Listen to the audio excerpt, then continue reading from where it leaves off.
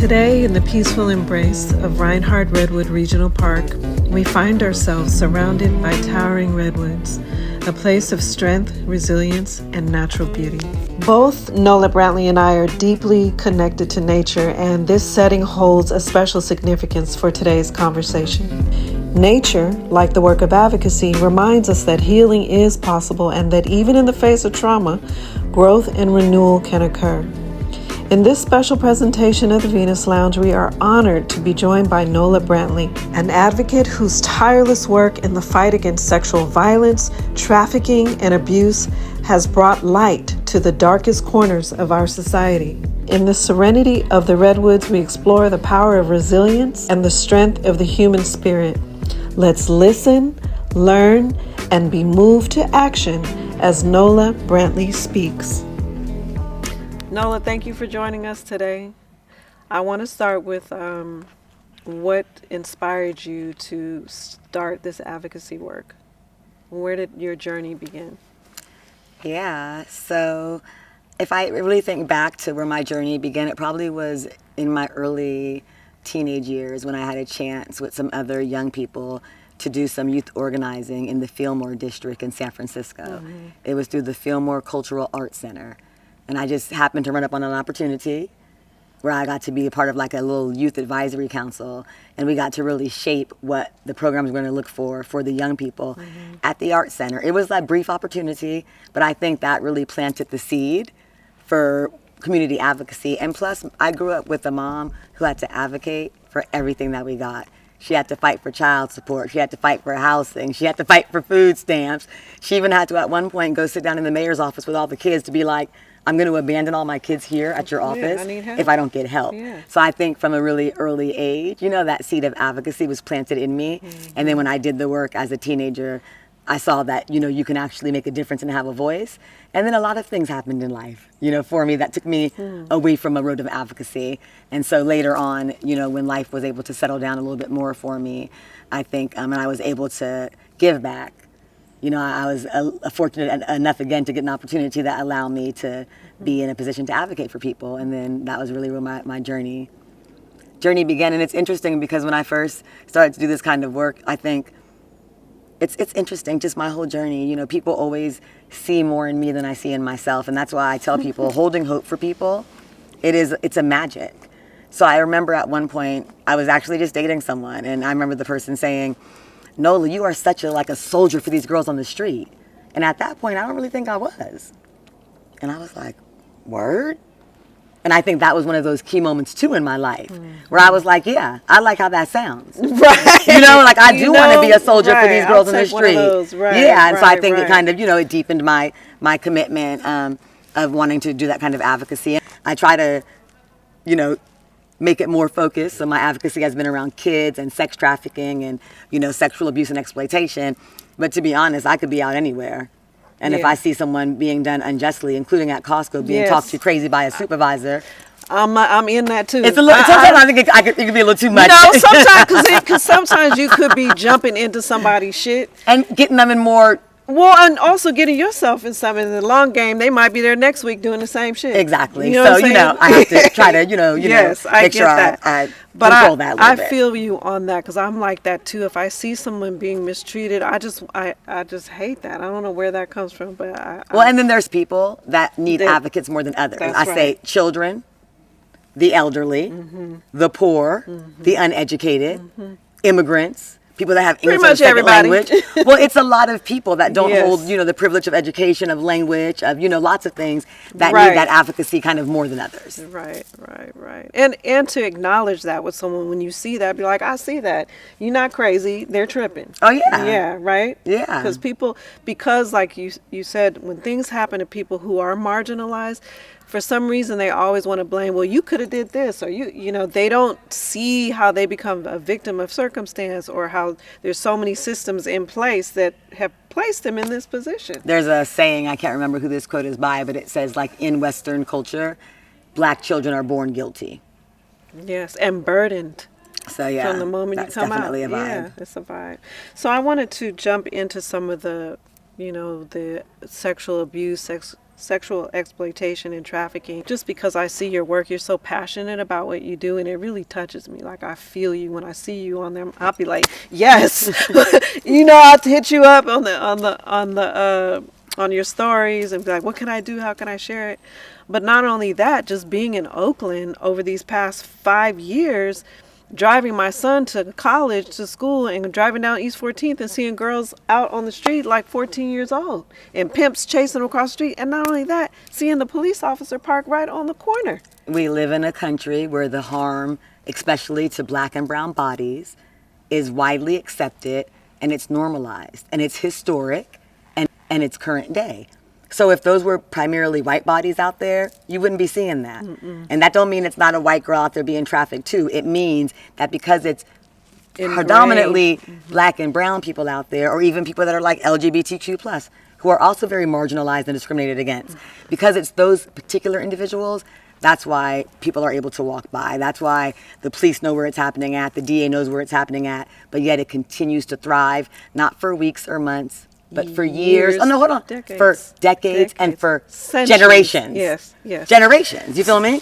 But you mentioned something about historical context, and we were talking earlier, and you enlightened me on the historical context. As we were speaking earlier, I was talking about the fact that a lot of the folks that are experiencing sexual abuse and exploitation and lots of other, hard things in our country are folks that have been historically oppressed and colonized. So let's take African Americans, for example.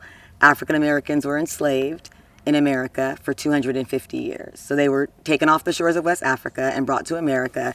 And I almost have to smile because it's so ridiculous, right? Because we're talking about selling bodies. Because we're talking about human trafficking. My ancestors were taken from the shores of West Africa and brought to America, and for 250 years were in forced labor. Hold on, building the wealth that this nation thrives off of today. That's right. That not my people thrive off of, but that this nation thrives off of, right? And so 250 years of that, we're being beaten, we're being tortured, we're being lynched, we're being separated, we're being raped, everything you could think of. We are being traumatized. We're being ripped of our identity, our names, families, our religions, our language. Everything you could think of. Okay, 250 years of that, right? And then when we're released, we're not released with any reparations, with any reconciliation, with anything to repair us. So we're desperate. Okay, then as it sits today, we've been free for about 158 years. Well, it's not a long time. Well, we were captive longer than we've been free in this nation. Yes. But now let's go back to slavery. So go back to those 250 years. So about 190 years into slavery. So after 190 years. So for 190 years, it was perfectly okay for us to be enslaved and for them to bring more slaves over from West Africa. For 190 years. So about 190 years into it, the United States passed a law. And they said, oh, you can still have slaves. That's still legal. But you can no longer import them from Africa. So now the only way you can have new slaves is how? Make them have babies. Your slaves have to have babies because they will die.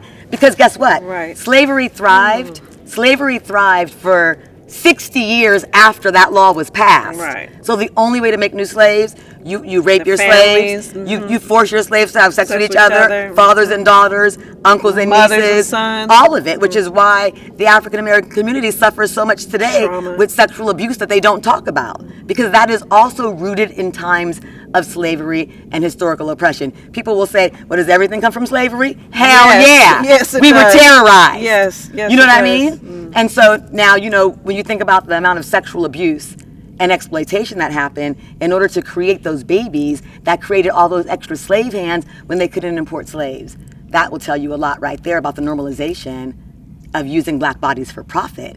Using black bodies for profit built the foundation of this country. And the trafficking that we're talking about Absolutely. now. Human trafficking is, how those impacted by slavery are now being impacted in modern day. Where does human trafficking sit in terms of what is in terms of the top crimes, in the country? Yeah, so you have drugs, where? So we have three top crimes: drugs, weapons, and human trafficking.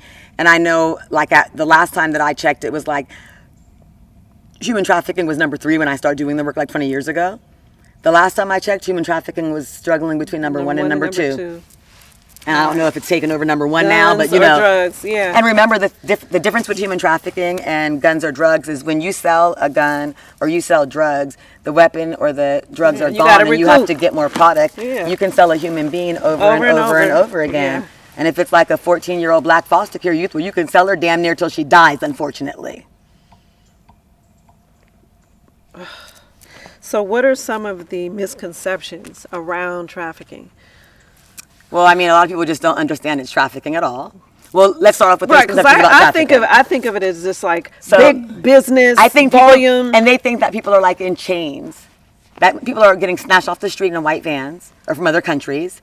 And they're like in handcuffs and they're like behind barbed wire fences. And so they just think of the force and like the violence of it all. And they don't understand that there are other things that make people vulnerable besides force and violence, like poverty. You know, if you don't have no way to eat, you don't have your basic needs met, that can make you just as vulnerable as someone being violent with you. Mm-hmm. If you're homeless, you're very, very vulnerable. If you're a kid that no one has loved or shown any kindness to, you're extremely vulnerable. You know, so even though in my experience of human trafficking, violence always comes into the picture at some point, mm-hmm. but it's not what's always used to get the person in initially. Mm-hmm.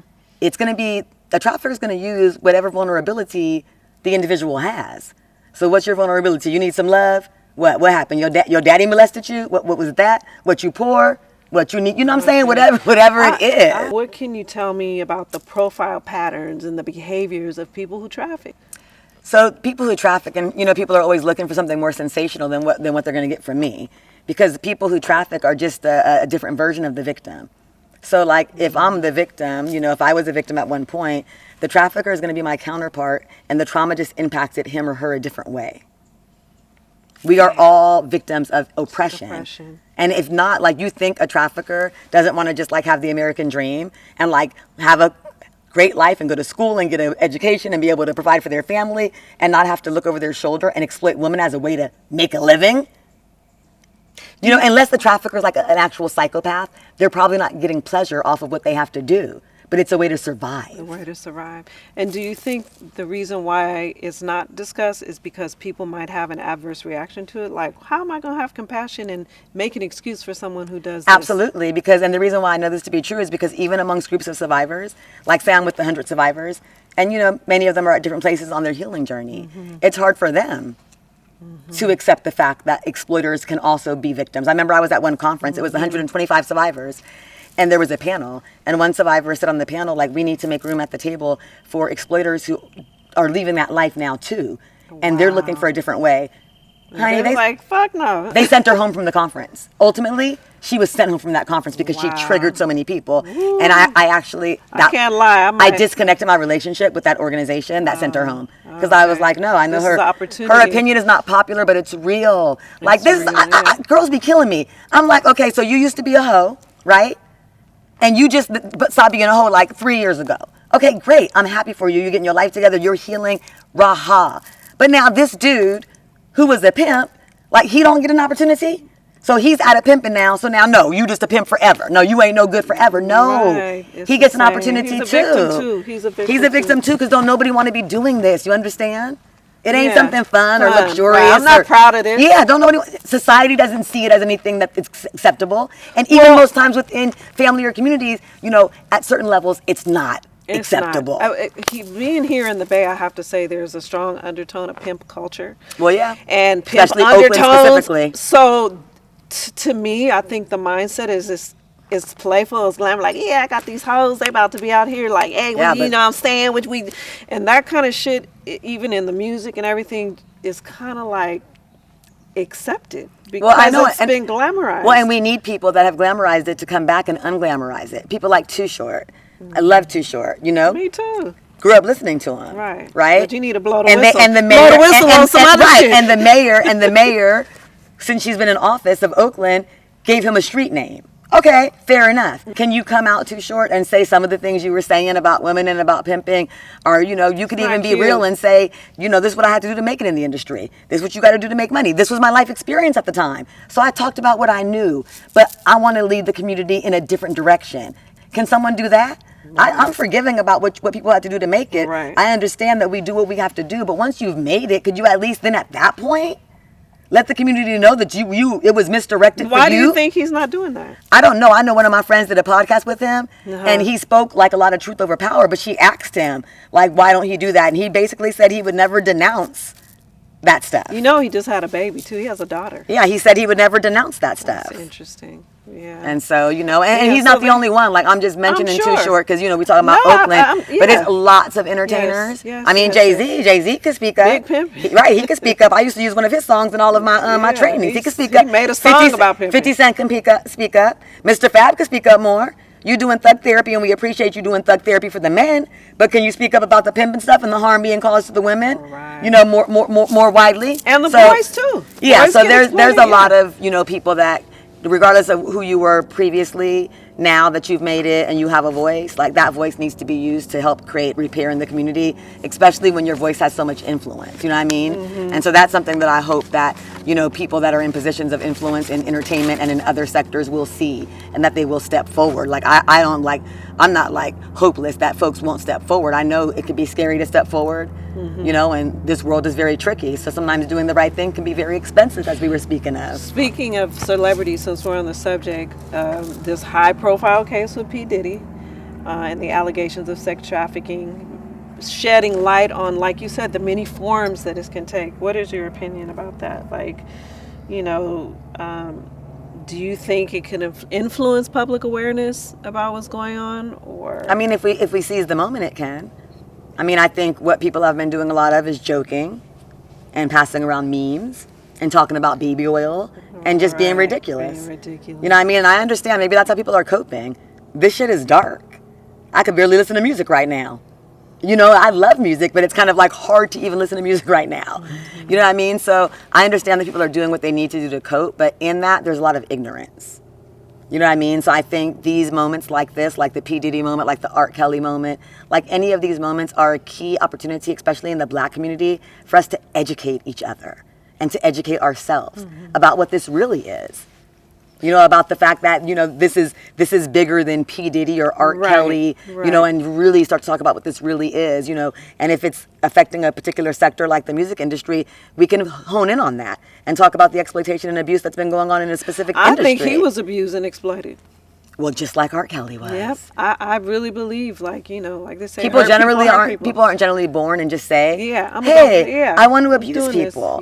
But power and money can distort people who have other backgrounds that are not stable to begin with, like R. Kelly, for example, right? He got power and money early on, but he had already experienced a lot of abuse and had experienced healing. But it's not just the power and money, it's the people around those people that see all the harm being done and are basically punks or cowards or just like greedy people who would rather let people be hurt than lose something that they feel like is going to be a benefit to them. Or just like greedy people who would rather let people be hurt than lose something that they feel like is going to be a benefit to them. And so that's like MLK says, when you stand around and you let evil happen, that is a huge, big problem.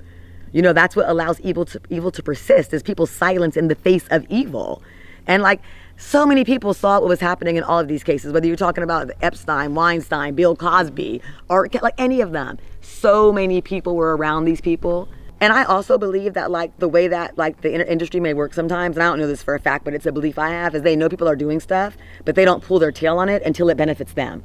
So I think they all did it. And they get jumped in. You can't even be a part of that stream if you're not down with the foolery. There are some, I think, that are outside of it in terms of Hollywood. Ice Cube said he ain't in it. He said he ain't never been to a Diddy party. You know what I'm saying? There's a few. You can still do it. You can still have your integrity and be. I know people for a fact who are not in that, but most of them are. I know people and be like, I left the party. But I think a lot of people, when they get in the music industry, especially people that come from our community, they're vulnerable. Well, that's the whole reason why they want to be in it too, because they get that acknowledgement. Or they're just afraid to lose. So whatever they have to do to move forward in that industry, they'll do. How many young people do we know, regardless of the industry, will do anything to move forward in their careers, especially if they're vulnerable and they don't feel like they have very much to fall back on, when their whole family is expecting them to make it for the family. Right. I mean, I haven't made it very big in my family. I'm my family's full support. Right. If anything happens, that's it. And whatever I don't have, we just don't got. And I don't got much myself. So I can imagine the pressure that people feel that are actually starting to make it, and then being offered, let's go to this party, and if you don't go to this party, basically you ain't going to make it no further, and everyone's depending on you. You know what I'm saying? It's a lot. Yeah, I do. So I think, again, there's a lot of ways that you can... But I think, too, like the picture that it paints, you know, people get lost in it. They don't know who they are. Like, you know what you're doing behind the scenes when the camera ain't rolling, and you become okay with that persona. You know, it just kind of like fuels it. I think when people are consenting adults, whatever they want to do is fine when there's an equal power dynamic. You know, I think when we're talking about kids, when we're talking about people that are vulnerable, who are disempowered, who had... What do you mean? Like, if me and you, like, if you couldn't influence me to do nothing I didn't want to do. You ain't got no power over me. Some people are manipulative. You ain't got no power over me, though. Yeah. So you ain't got no power over me, you understand? But if I need something from you, if I want something from you, if you're trying to do podcasts and I'm the biggest name in the podcast industry, most likely I might be able to get you to do a few things. You know, when there's no power dynamic there, you know, that's where I'm like, okay, they're both consenting adults. There was no power dynamic there. Whatever they did was what they did. But whenever there's a power dynamic, you can never imply consent. Because even if someone said yes when there's a power dynamic, they might have said yes when they meant no. Mm-hmm. So if they think saying no to P. Diddy means their career is over, they're more likely going to say yes. And that's where I say there's a power dynamic. Like my sex trafficker, who was a cop, who was 35 and I was 15. He didn't rape me. He didn't beat me. He didn't chain me. But he was a 35-year-old cop, and I was a 15-year-old kid from the ghetto. So there was a huge power dynamic over me. He didn't need to do those things, you understand? So when that power dynamic exists, or when there's a kid involved, I just feel like we're talking about something completely different. And we can argue all those other cases. Now, with the consenting adults, we can argue with the consenting adults who have an equal power dynamic. We can argue, well, he might have manipulated her. Well, no, he didn't. Well, he's a liar. Well, she's a hoe. We could do all that. But I'm talking about, then that could be very, like, kind of he say, she say. There is no he say, she say in my book when it's a child. When it's a child. Or when the power dynamic was off. Right. Period. But I mean, when you talk about when we talk about grown women, the power dynamic is off too. It is, but you know, it's not as, I don't think it's as clear cut. And when you want to put that kind of that blanket on everybody, then we can't see the more obvious victims that need to be seen. Mm-hmm. You know what I mean? Mm-hmm. Because there's a big difference there, right? They have the ability to make a choice. They have the resources. They have the stability. And a lot of people that are under that power dynamic, they don't have that, and that's why the person has power over them. Because I think it's a part of vulnerability too, because sometimes you'll have a situation where there is no power dynamic, but you might be more vulnerable in a situation.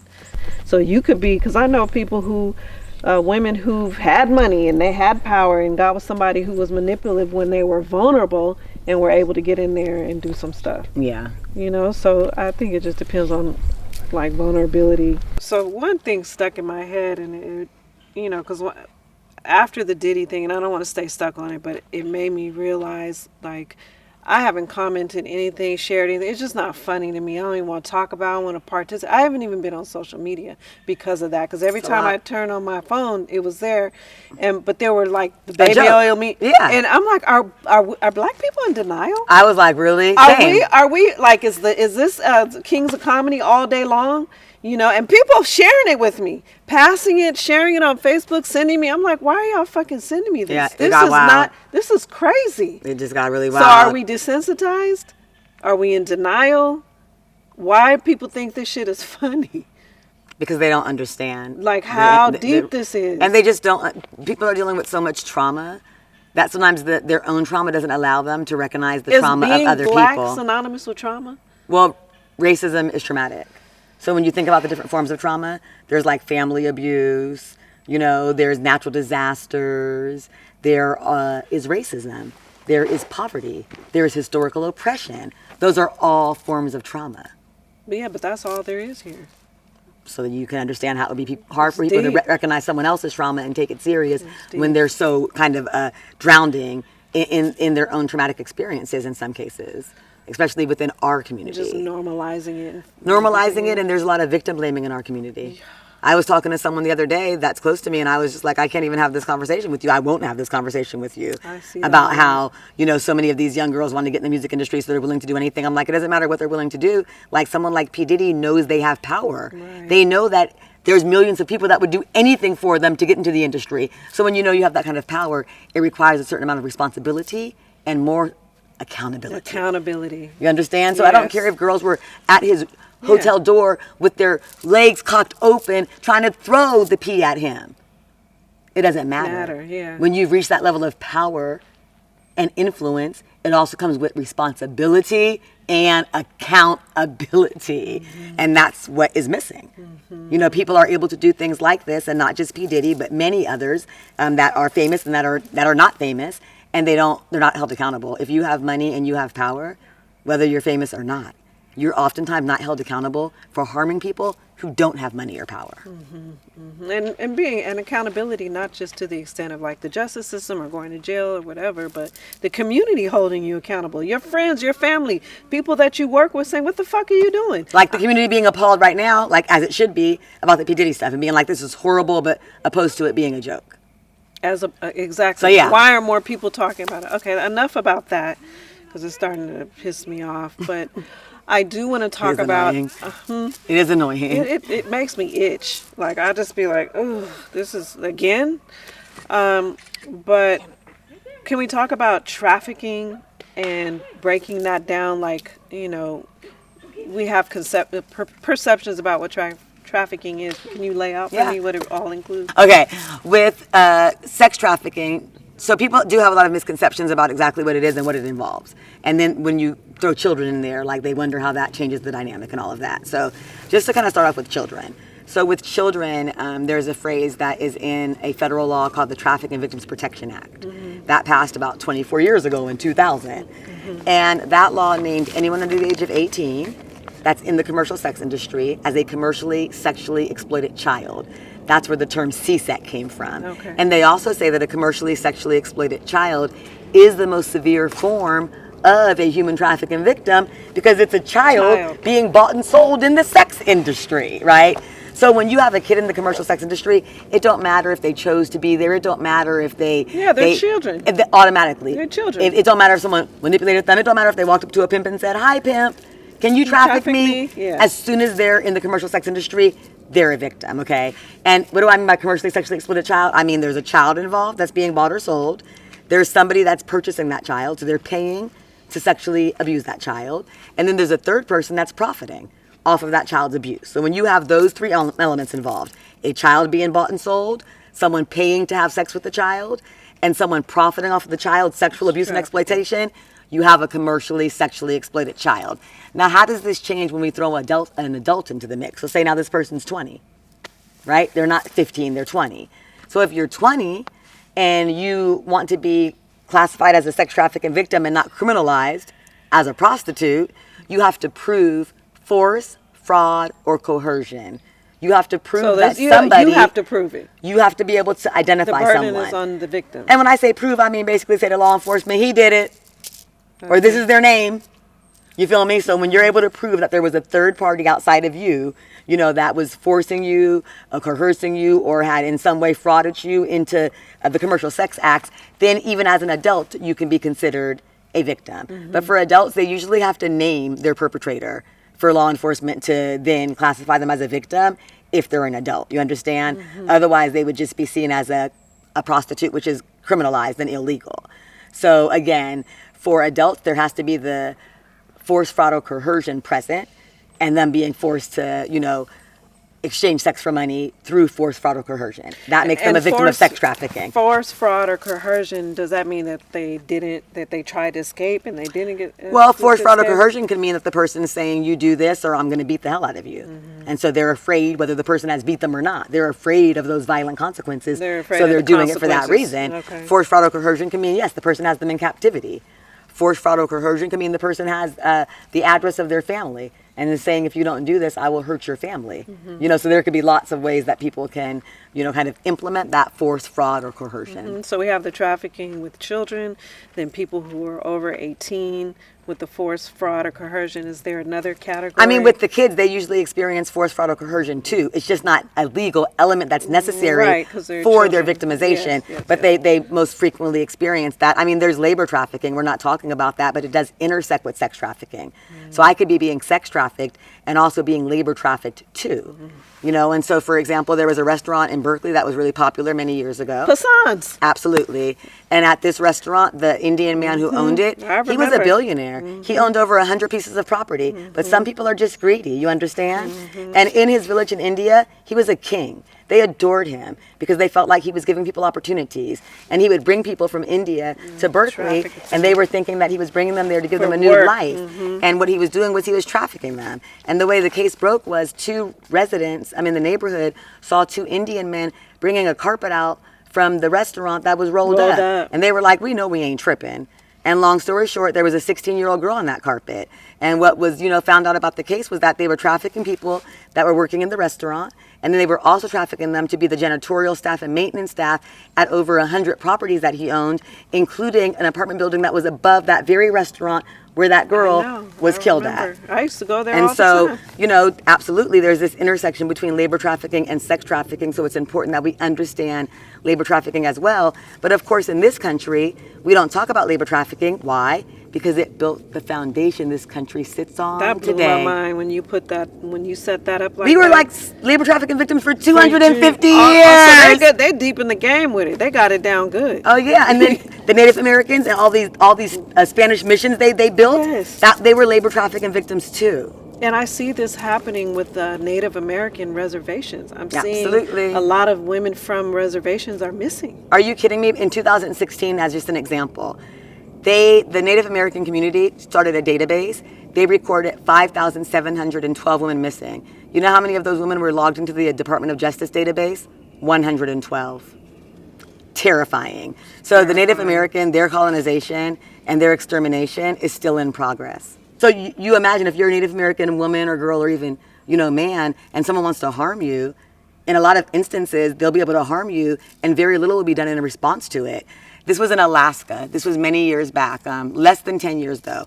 A man raped a Native American woman and he raped her and he ejaculated on her face. And when he went to court, the judge allowed him to get off by telling the Native American woman that he was very sorry for what he had done. Back in the 90s, when the tech industry started to boom, there was a game and it's called Chester's Revenge. And it was used to train a lot of the dot-commers, so a lot of the white men in the tech industry. And the reason why I know about it is because a white woman who was in the tech industry with all these men, she wrote a book just about the tech industry and about some of the things that disgusted her. And this was one of them. So in reality, this person was a military person. And Video game, Chester's the Revenge. military person, he loved attacking Native American civilians. And in one of his battles where he thought it was only going to be like 650 Native Americans, and he went to decimate their village or whatever, there was 2,500 of them. And they got him. And he died on that battlefield, right? So in this video game they used to train people in tech, just in the 90s, it was a Native American woman chained to a tree, and he is going across the field to get to her. And when he gets to her, he gets as more points for how many times he penetrates her. And that's a game they were using to train white men during the dot-com boom around coding and in the tech industry. And it took a white woman who was disgusted by it to write about it in her book for us to find out about it. And then I researched who that man was and found out the connection to. So as a way to punish Native Americans for winning that battle for their own freedom from a man that was going around killing them, they created a video game to live on where he's raping one of their women repeatedly. And what type of person thinks that's okay? What's going on with them? What's up with that? When you colonize and enslave people for hundreds of years, attitudes are developed that live on for a long time and that have lived on into today. Actually lived on through people sharing them and kids learning things as they're growing up from these, attitudes and concepts that have lived on since the times of slavery. But you have to have some kind of compass about what feels wrong and what feels right. Oh, a child is an open slate, honey. I'm talking about the men that are doing But it. they were once a child. It's hard to look at people as that too. We were saying that, looking at perpetrators as also victims. I understand a perpetrator as a victim for sure. What are some of the signs? Like, what are some of the red flags For what? for perpetrators? If I'm a young girl. Oh, like what might be a sign that you're dealing with a perpetrator? Yeah. What are the signs? They're always going to try to push your boundaries. So you're willing to wear a skirt this short. They're going to convince you why it should be this short. You want to go to third base. They're going to convince you why it's a good idea to go to fifth base, and they're very good at convincing you. So you find yourself always pushing your boundaries, and you're like, and maybe at first in your head it's romantic, like, oh my goodness, he always can get me to go further than I'm used to going. That's not good. I think it's cute. Yeah, you might think it's cute. It might feel cute, and so that's one. Offering to do a lot of things for you, so like gifts. And just kind of like offering to do a lot of things for you that will create dependence. And again, that might, and remember, for kids that have trauma, this all seems romantic. Oh, he's getting me gifts. Oh, he's really allowing me to depend on him. Yeah. But these are actually red flags because you have to think about it. Who do you meet that just starts giving you gifts and allowing you to rely on them? Not very many people, unless there's some agenda they have in mind. That's right. You know what I mean? So that's definitely a red flag. Someone who's trying to isolate you. And who's like trying to find all these reasons to have something critical to say about like your friends and your family, so they can more kind of like get you to themselves. That could be another one. Someone who is, I think, when you think about the signs of an unhealthy relationship, like a controlling boyfriend, or a controlling girlfriend. Yes. Those may be some of the signs you may see in the beginning of a trafficking relationship that is starting off like a regular relationship, which could be the ones that are trickier to identify. It could feel like, maybe this is just a kind of an unhealthy relationship. What can you do as a parent? I just had a friend of mine whose daughter's been missing for 5 months. And they found her cell phone, and in the cell phone were messages from somebody going back and forth, and that was the last thing. So as a parent, and they call me Snoop Doggy Dogg in my house because I check cell phones, iPads, backpacks. I'm on social media, because I could not imagine having to deal with my child not coming home. So as a parent, you're a mother too. Yeah. What would you advise? What are some of the things? Build a strong relationship with your children. I appreciate the fact that you check things, I check things too, but there's no amount of checking that can compete with a strong relationship. Because there's no amount of checking that can compete with what your child will tell you because they trust you. I feel safe. You know what I mean? So I think building a strong relationship with your child, we live in a very fast-paced society, spending quality time with your child. I touch down with my kids every day, and if a day goes by just because we're busy in the house, like there was a lot of things that happened yesterday because my partner had some tragedies happen in his family, and so I was with him all day. So, as soon as I woke up this morning at 6 o'clock, I went in the room, got into bed with her, and we just sat in the bed and just talked for a minute. Sometimes she could be, pleasant, sometimes not so pleasant because, they're your kids. But it doesn't matter. Yeah. That relationship is going to mean everything. And then also, making sure that as kids get older, as they become teenagers and young adults, that you realize that they have autonomy in their life. You are not in control of them. They are in control of themselves. Because gripping a child too tight can cause that child to just bust completely loose. So yeah, we want to keep them safe, don't get me wrong. But at the same time, we want to realize that they have autonomy. We want to realize that this life is also their journey that they're on. What I'm saying is that if you let them have more freedom and autonomy, especially when they're under 18, you have a safe container for them to do that within. No to everything is a disaster. So I'm like, it's like you got to give them some yeses. You got to give them some room to try some things out. Let them know that you trust their judgment. Yes, but within that safe container. Right. And they have to learn how to navigate themselves in the world to pay attention to certain things. And I also think a big mistake that parents make with kids is making your kids think you were perfect. We know you weren't perfect. Tell your kids about some of your mistakes. You know why? Because if they think you were perfect, then when they make a mistake, they're not going to come to you. Yeah. They're not going to come to you. Why would they come tell a perfect person about a mistake they made? Right. So if they know that you've made some mistakes and you had to go through some bumps in the road, then they understand. Being honest. And okay. Letting them know. Mom went through some stuff. Then she'll possibly be understanding, or Dad will be understanding if I have a hiccup in life, since they had their own hiccups, opposed to Mom ain't never going to understand because according to her, or Dad.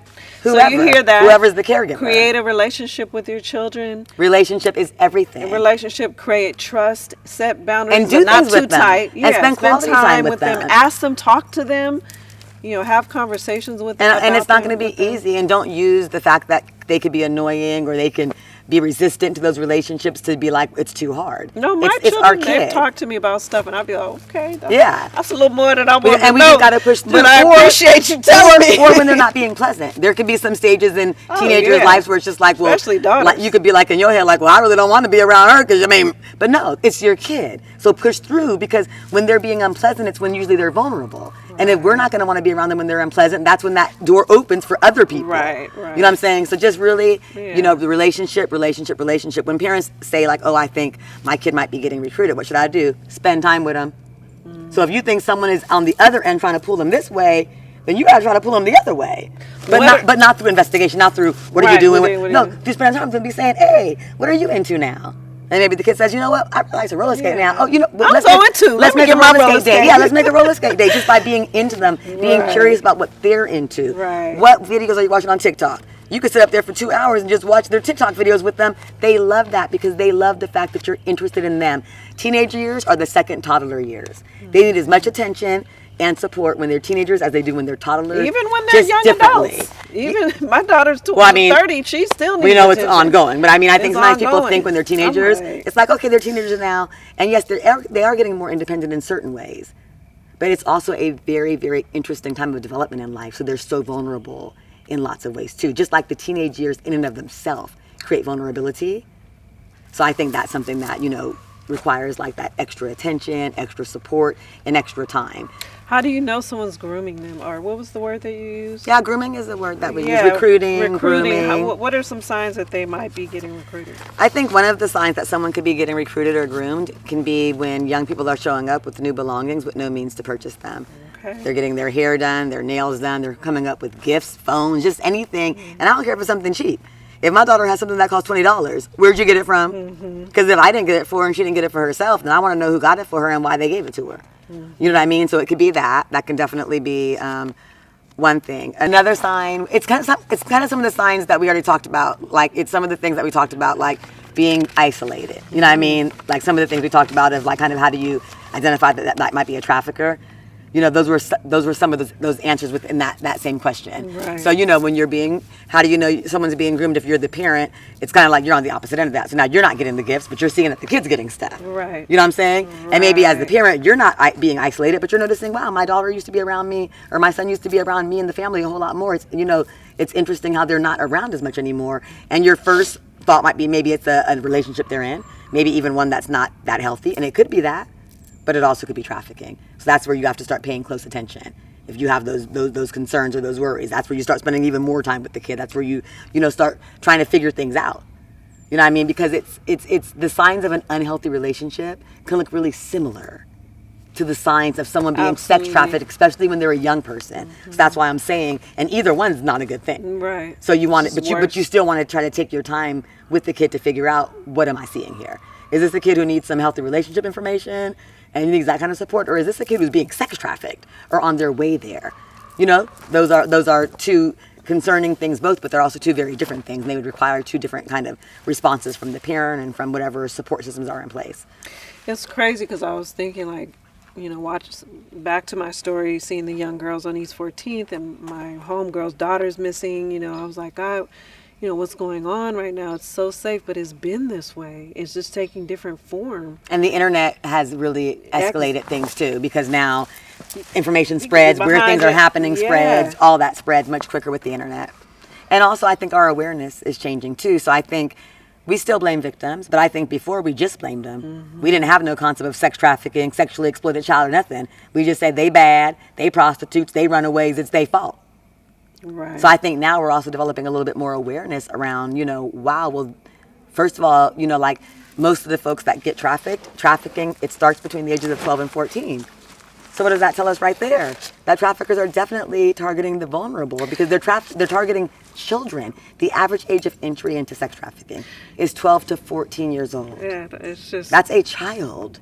I wanted to ask you this because I know within the Black community, there's always, especially with the religion and Christianity, like I just remember growing up, like don't be walking out there being fast and wearing this, wearing no hot pants and all. Like putting the guilt and the responsibility of what men might do to me on me. But most of those women saying that in a lot of the black communities, they've been sexually assaulted or abused themselves, and they haven't dealt with it. Yes, that's what I'm saying. Not dealing with it then causes them to victim blame other people because they're victim blaming themselves.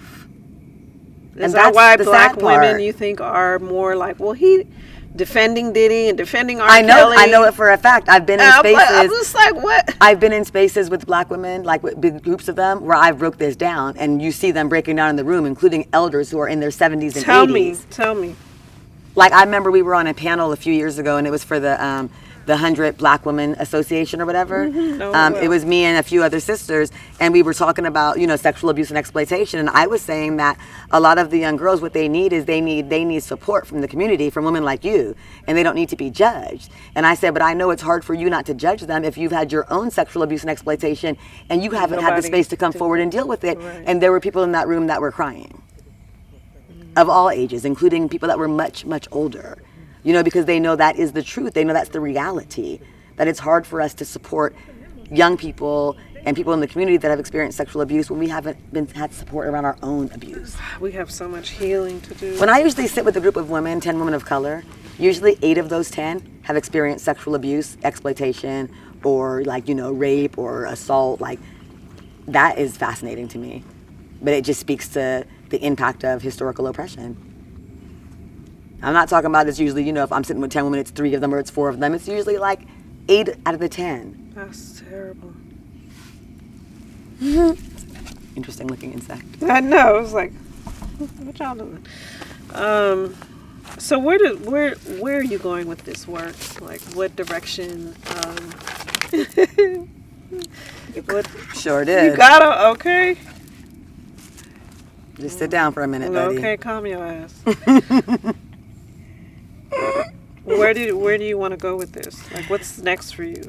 Well, what's next for me is, I really started off focusing on commercial sexual exploitation and sex trafficking more specifically, and then I brought into my work to look at sexual abuse, and then I brought into my work to look at trauma, and now I've brought into my work, really, it's not really a broadening now. Now it's really a refocusing on a form of trauma, where I believe most of this has started at, which is historical oppression. So I plan on spending some time educating the community about slavery, the impact of slavery, the timeline of slavery, and really helping people gain awareness, but also gain hope. That it ain't been that long for us.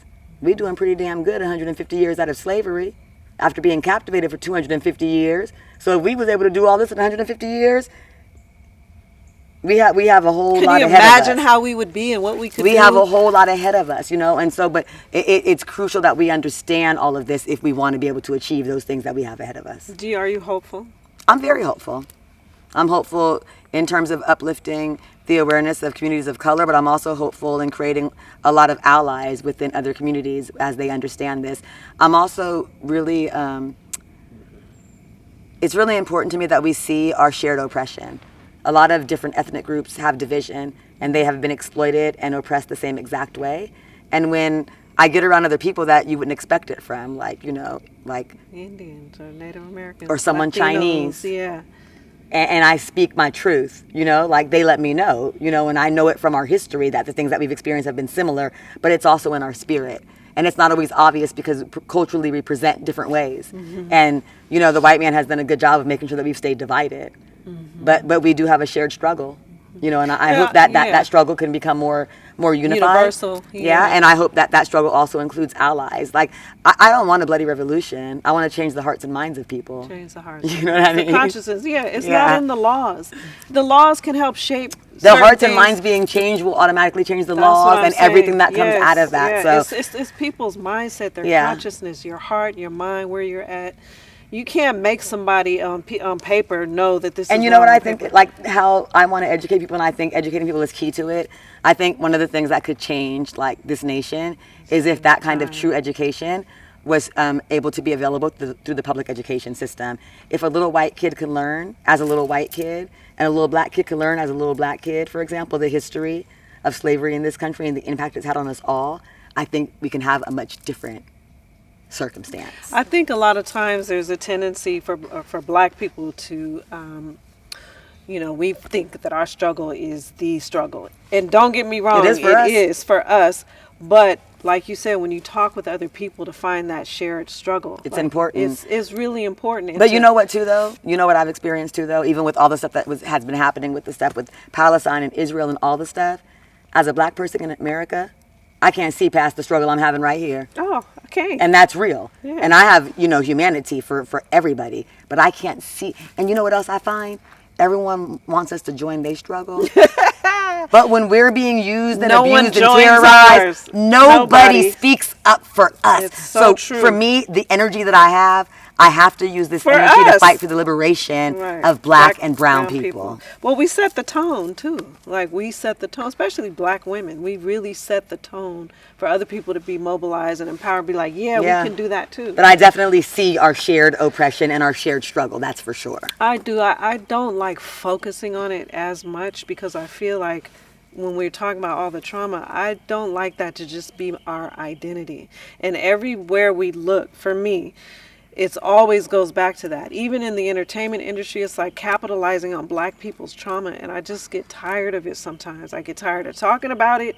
I get tired of seeing it in movies. I get tired of that being our only, narrative. Well, that will be our narrative until we move past that. And moving past it requires something specific. But does it also require not focusing on it? It's not about focusing on it. You have to be able to heal from things. If you don't heal from things, you will focus on them. But if you stay trapped in it. If somebody experiences trauma when they're a child, if they don't experience healing and recovery, they will still be talking about that trauma when they're 80 or 90 years old. Absolutely. That's the way the human works. You have to resolve things to move past them and not talk about them no more. Nationally, we have not resolved the atrocities that we've done to black people. What does resolution look like for you? Well, it has to include retribution. You know what I'm saying? In the form of? In the form of restoring to us some of the things that were lost. We worked for 250 years. Our ancestors worked for 250 years in this nation for free. That can't just go. That can't just go like, okay, we forgive you guys. It's okay. You can continue to thrive in your communities and homes with your families based on the wealth that was made from 250 years of free labor that was done by my great-great-great-great-grandfathers. No, there has to be some payback for all that was taken and all the harm that was caused. Of course. And there has been to other people, just not to us. Other groups, just not to us. Always. So that has to be part of it. And I also think outside of that kind of governmental responsibility, within our own communities, we have to create a lot of opportunities for our own healing, right? Because there are some of us are in a leadership position to create these opportunities, and there are others of us that we're not there, and we need these opportunities to heal. So more mobilization. But guess what?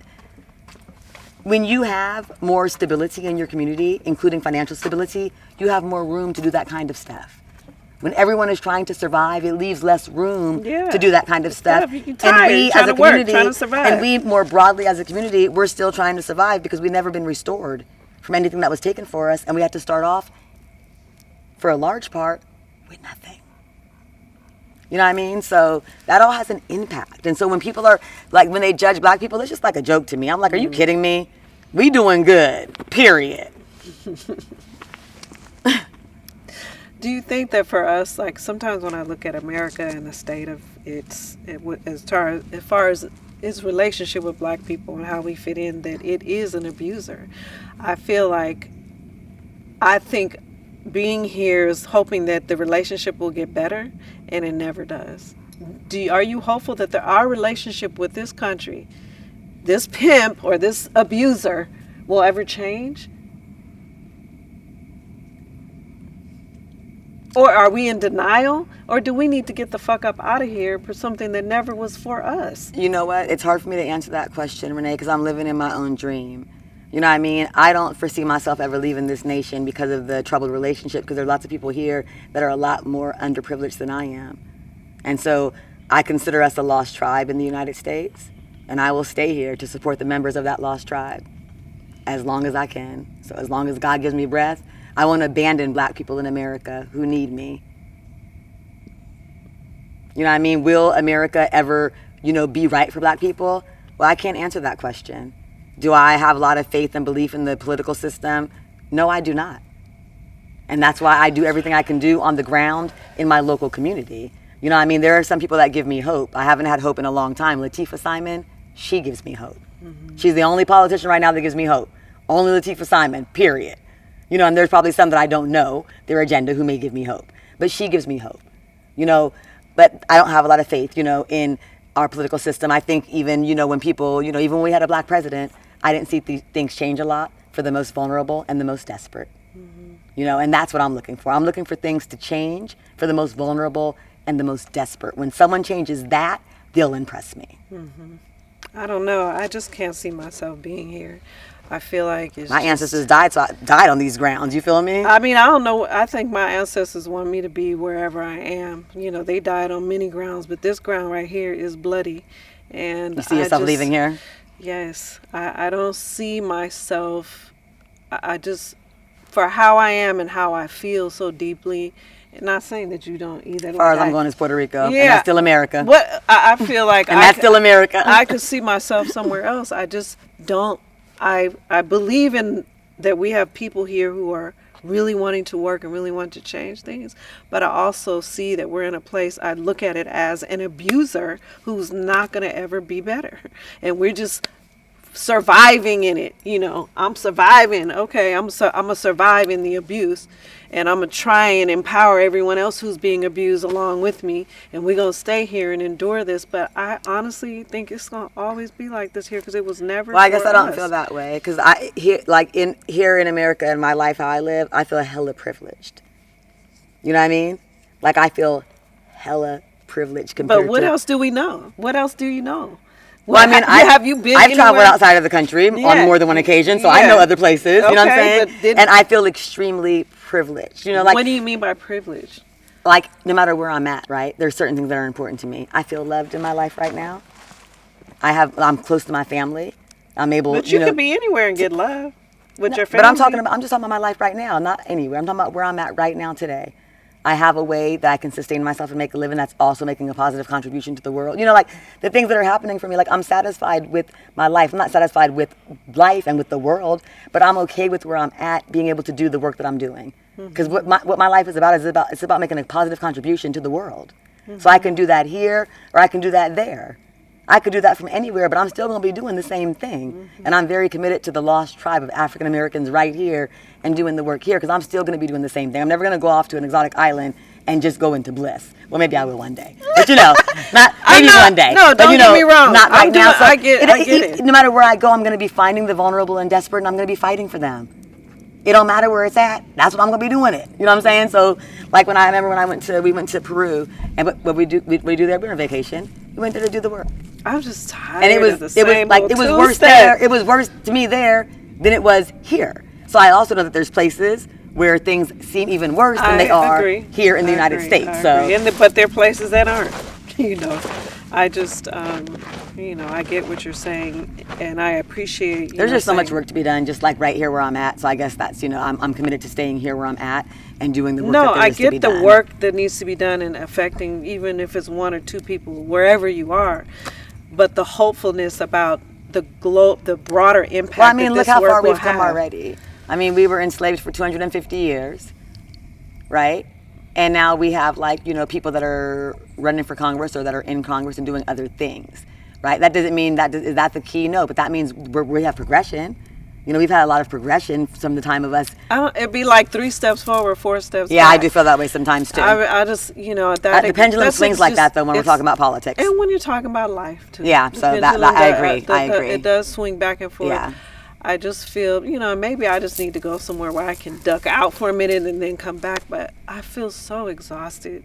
And I feel like, I do feel like I lose hope sometimes. I don't lose hope. Yeah, I feel full of hope. living in a bay. I feel full of hope. And I feel like, like what Margaret Mead said, it only has taken a small, dedicated group of citizens to change the world. I do believe that. I just believe that people need to be inspired. Yeah. You know what I mean? I could be in a room of 1,000 people and they all want to say something, but no one has the courage to say it. And then I say it and everyone's like, yeah, that's it. So I think we just need more people to show people that you could speak your truth and you can, you can make a difference. A lot of people, they don't feel like they can make a difference. A lot of people, they don't realize the personal power they hold. You understand? They just don't realize that they can make a difference. And I think that's like, we need people to help people, like, unlike Tony Robbins says, unleash the power within. I think people have so much personal power within to make the world a better place, and they don't recognize it. Mm-hmm. Well, I recognize it. You inspire me, just having these conversations, that someone's actually walking the walk, not just talking the talk. So I appreciate that. Yeah, for me, everyone's on their own journey, right? Even a child. And I guess maybe my own story and experiencing trauma at such an early age allows me to appreciate that we're all on our own journey, and that you never know where anyone's journey is going to end at. That's a good one. Everybody's on their own journey, even children. Even your children. Mm-hmm. Yes, they are. That's scary for me, too. Yeah. Okay, because Nola Brantley Speaks, you're going to listen, okay? Thank you for sitting down with me today and having this conversation, educating me, making me see things in a different light. Thank you for inviting me. Yeah, doing your work and being hopeful. You inspire me. I respect you so much. And let's keep the conversation going. For sure. Yeah, keep working together.